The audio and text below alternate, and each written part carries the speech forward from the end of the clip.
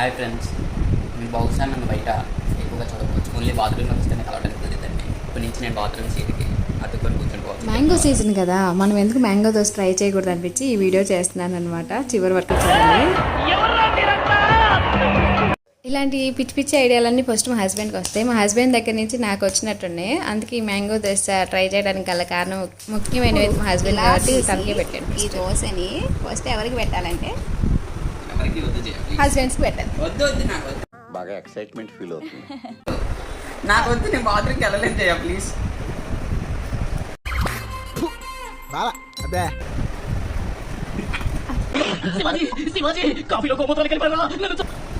Review ఎలా ఉంది?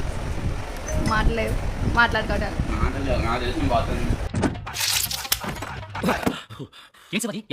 పిండేసింది.